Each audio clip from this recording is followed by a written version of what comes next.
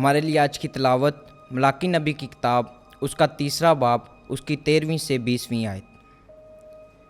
तुम्हारी बातें मेरे ख़िलाफ़ बहुत सख्त हैं, खुदावंद फरमाता है, लेकिन तुम कहते हो कि हमने तेरी मुखालफत में क्या बात कही है।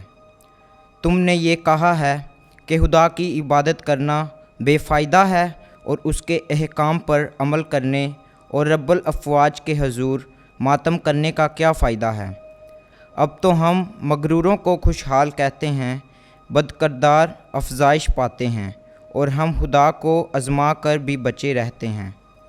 तब खुदावंद से डरने वाले आपस में बात करते हैं, खुदावंद तवज्जो करता और सुनता है।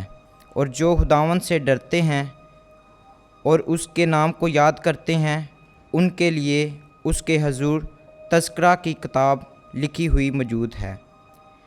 उस रोज़ जिसे मैं मुअय्यन करूँगा वो मेरी ख़ास मलकियत होंगे और मैं उन पर ऐसा शफ़ीक होऊंगा जैसा बाप अपने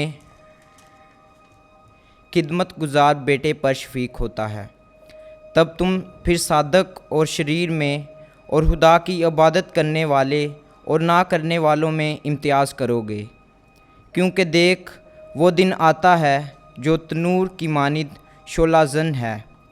तब सब मगरूर और तमाम बदकरदार बूसे की मानद होंगे, और जो दिन आता है वो उन्हें ऐसा जलाएगा, रब्बुल अफ़वाज फरमाता है, कि ना बन और ना शाख छोड़ेगा।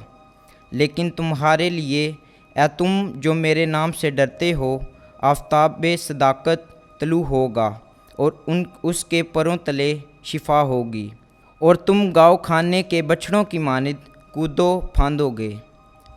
पाकलाम के पढ़े और सुने जाने पर खुदावंद की बरकत हो। खुदावंद का शुक्र हो।